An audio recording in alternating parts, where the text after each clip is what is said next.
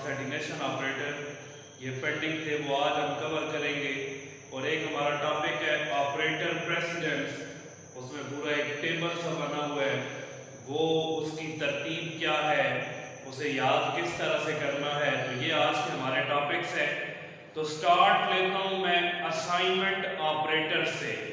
Assignment operator होता क्या है और किस मकसद के लिए इस्तेमाल होता है। What is assignment operator. Assignment operator के लिए जो ऑपरेटर है, जो सिंबल है, वो बराबर का सिंबल है, इक्वल का सिंबल, बराबर का सिंबल असाइनमेंट ऑपरेटर कहलाता है। और ये करता क्या है, ये किसी भी वेरिएबल को उसकी वैल्यू असाइन करता है। Assigns value to a variable.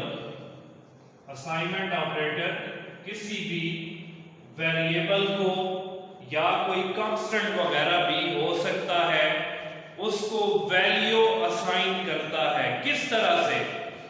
अगर मैं सिंपल लिख देता हूं A9, ये मीनिंगलेस है, मुझे नहीं पता ये जो A9 लिखा हुआ है ये मैंने क्यों लिखा, इसे मैंने किस मकसद के लिए लिखा, ये किसी मोबाइल के मॉडल का नाम है या क्या चीज लिखी हुई है, कोई आइडिया नहीं है हमें।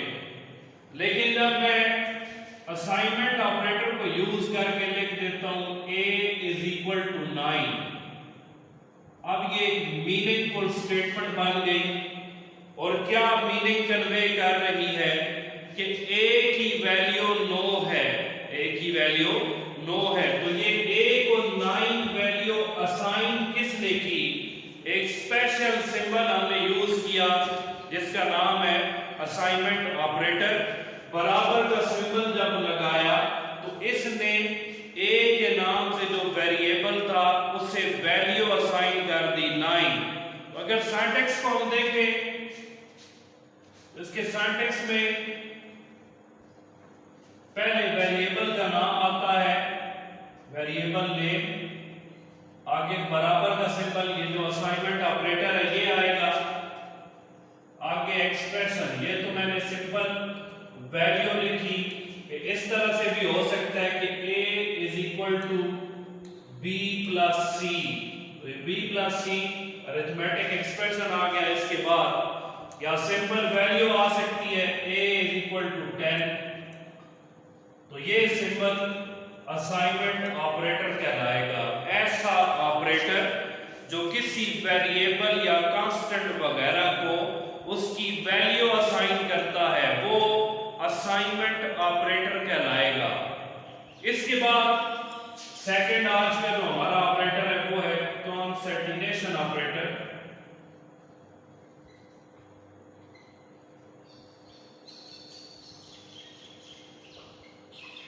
इसके लिए सिंबल है प्लस का सिंबल है, प्लस। अब पहले हम ऑलरेडी पढ़ चुके हैं कि अरिथमेटिक ऑपरेटर में प्लस का सिंबल आता है। अभी आ गया कॉन्सेंटिनेशन ऑपरेटर, इसके लिए भी प्लस का सिंबल इस्तेमाल होता है। तो हमें पता कैसे चलेगा ये जो प्लस यूज हो रहा है ये अरिथमेटिक ऑपरेटर है या कॉन्सेंटिनेशन ऑपरेटर है?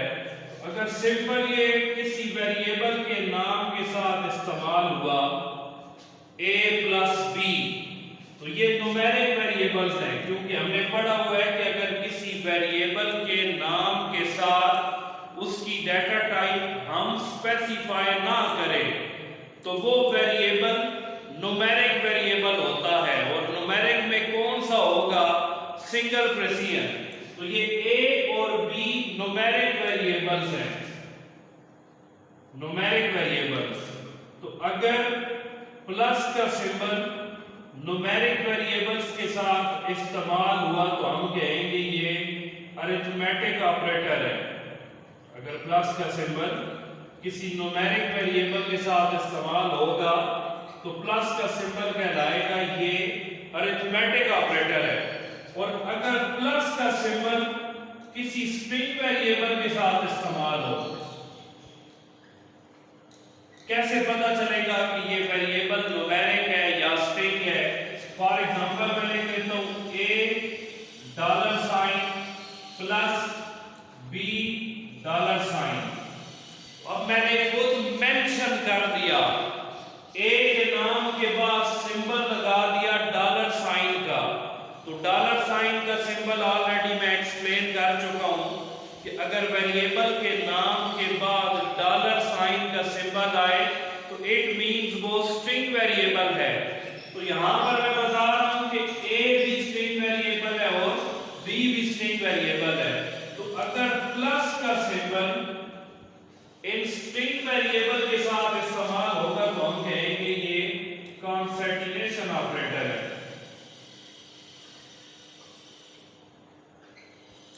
अगर प्लस का सिंबल स्ट्रिंग वेरिएबल के साथ इस्तेमाल होगा तो हम कहेंगे ये कॉन्सैटिनेशन ऑपरेटर है।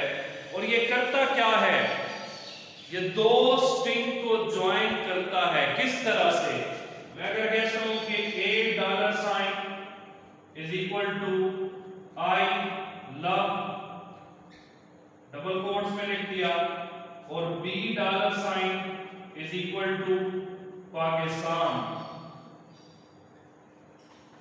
अब ये दो अलग अलग स्टेटमेंट्स हैं। अगर मैं कर दूं प्रिंट a डॉलर साइन और फिर लिखूं प्रिंट b डॉलर साइन, तो ये दो अलग अलग स्टेटमेंट्स काउंट होंगी। तो अगर मैंने a की लाइन पे शो कराना चाह रहा हूं तो मैं सिंपल लिख दूं print a dollar sign plus b dollar sign. तो ये क्या करेगा? a डॉलर साइन के अंदर जो वैल्यू है आई लव और b डॉलर साइन में जो वैल्यू है पाकिस्तान, उनको ज्वाइन कर देगा, लिंक कर देगा और आउटपुट एक लाइन पे दिखाएगा आई लव पाकिस्तान। तो ये हमारा इस सिलेबस के अंदर जो आखिरी ऑपरेटर है कॉन्सैटिनेशन ऑपरेटर, ये यहां तक मुकम्मल हुआ। इसके बाद जो टॉपिक है वो है ऑपरेटर प्रेसिडेंस। तो आज हमारा थर्ड और लास्ट टॉपिक है ऑपरेटर प्रेसिडेंस।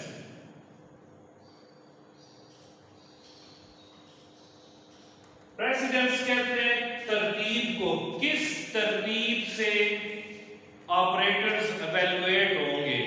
अगर एक स्टेटमेंट के अंदर तीन मुख्तलिफ ऑपरेटर्स आ जाते हैं तो पहले कौन सा ऑपरेटर इवैल्यूएट होगा, फिर सेकंड पे कौन सा, थर्ड एंड सो ऑन, किस तरतीब से ऑपरेटर्स हल होंगे। जिस तरह मैथ्स के अंदर आता है, मैं कहता हूं कि प्लस भी आ गया, मल्टीप्लिकेशन भी आ गई और पैरेंथेसिस छोटी ब्रैकेट भी आ गई। तो पहले जो पैरेंथेसिस में चीज लिखी हुई होगी वो इवैल्यूएट होगी, उसको हल किया जाता है। तो यहां पर भी अगर एक स्टेटमेंट में एक से ज्यादा ऑपरेटर्स आ जाएं तो पहले कौन सा हल होगा, फिर कौन सा इवैल्यूएट होगा, फिर कौन सा, उसकी एक तरतीब बनी हुई है। आपकी बुक पे एक पूरा टेबल बना हुआ है, ये पूरी तरतीब आपने याद भी करनी है। और इसमें दो जो सबसे इंपॉर्टेंट बातें हैं कि सबसे हाईएस्ट प्रेसिडेंस लेवल किस ऑपरेटर का है और सबसे लोएस्ट किसका है, ये एमसीक्यूज में कई बार आ चुका है। तो अगर टेबल को हम गौर करें तो ऊपर से नीचे की तरफ जो सबसे ऊपर लिखा हुआ है उसको हम कहेंगे ये हाईएस्ट प्रेसिडेंस लेवल है, और सबसे नीचे जो आएगा वो हम कंसीडर करेंगे कि उसका प्रेसिडेंस लेवल लोएस्ट है, मतलब वो सबसे एंड पे इवैल्यूएट होगा।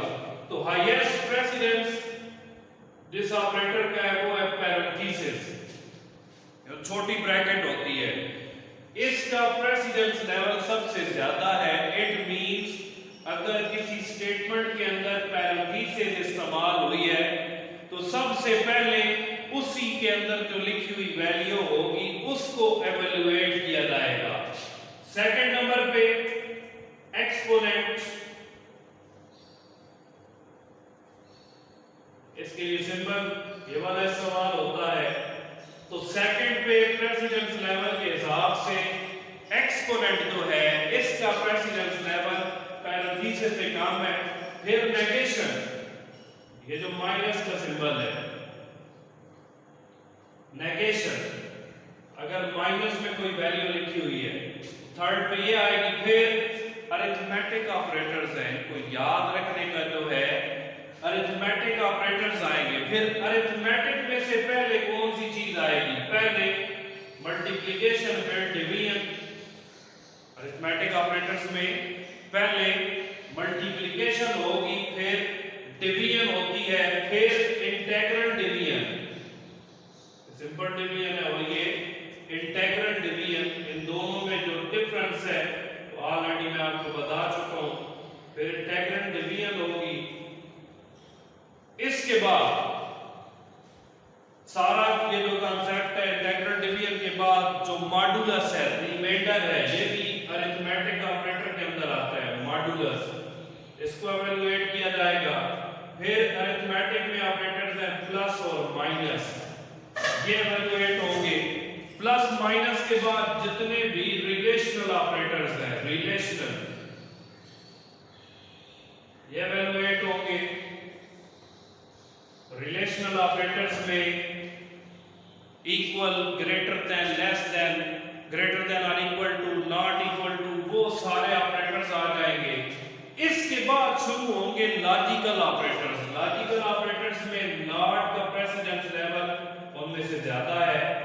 फिर इसके बाद एंड ऑपरेटर, लॉजिकल में पहले नॉट, फिर एंड, फिर और ऑपरेटर एवेलुएट होगा। तो अगर तरतीब से हम याद करें तो ये तीन, पैरेंथेसिस, एक्सपोनेंट, नेगेशन, ये वाले यहां से लेकर यहां तक ये अरिथमेटिक ऑपरेटर्स है। और उनके बाद अरिथमेटिक ऑपरेटर्स आएंगे। तो इस तरतीब से अगर हम करें तो याद रखना आसान हो जाएगा। फिर रिलेशनल ऑपरेटर्स का पार्ट है, फिर लॉजिकल ऑपरेटर्स, और लॉजिकल में फिर हमने सीक्वेंस ये याद रखनी है कि लॉजिकल में हाईएस्ट प्रेसिडेंस लेवल किसका है, फिर उससे कम किसका है, फिर सबसे कम किसका है, और सबसे एंड पे जिसका लोएस्ट प्रेसिडेंस है वो असाइनमेंट ऑपरेटर है। तो अगर किसी स्टेटमेंट के अंदर आ जाए तो वो सबसे एंड पे जिसे एवेलुएट किया जाएगा वो असाइनमेंट ऑपरेटर है। तो ये एक टेबल बना हुआ है, ये आपको इसी तरतीब से याद करना पड़ेगा जिस तरतीब से मैंने ये सामने लिखा है बुक पे टेबल बना हुआ है। तो अगर ये वाली दो बातें तो आपको लाजमी याद होनी चाहिए, सबसे हाईएस्ट प्रेसिडेंस किसका है और सबसे लोएस्ट प्रेसिडेंस लेवल किसका है। एमसीक्यूज में ये कई बार आ चुकी है। फिर इस तरह से भी पूछ सकता है, मसलन चार ऑपरेटर दे देता है लिखकर कि इनमें से आप बताएं हाईएस्ट प्रेसिडेंस किसका है। मसलन आ गया नॉट ऑपरेटर, इक्वल, मॉड्यूलस और मल्टीप्लिकेशन। फिर इस टेबल के मुताबिक हमने देखना है कि टेबल में हमने ऊपर वाले लेवल में किसको देखा, उससे नीचे लेवल वाले कौन से हैं। तो फिर मल्टीप्लिकेशन का उनमें से हाईएस्ट प्रेसिडेंस लेवल में होगा। तो ये टेबल की तरतीब है, उसकी सीक्वेंस है। इसमें जितने ऑपरेटर्स एक स्टेटमेंट में अगर 3 आ जाते हैं, 4 आ जाते हैं, तो उनमें से पहले एवेलुएट कौन सा होगा, फिर सेकंड में कौन सा, फिर थर्ड में कौन सा, तो उसकी पूरी एक तरतीब बनी हुई है। तो यहाँ तक हमारा जो ऑपरेटर्स का टॉपिक है ये खत्म हुआ। इसके बाद मजीद जो इसके रिमेनिंग टॉपिक्स हैं कुछ शॉर्ट से, type conversion, read and later statement है, प्रिंट का टॉपिक है, वो इंशाल्लाह नेक्स्ट कल के लेक्चर में हम करेंगे। Thank you so much.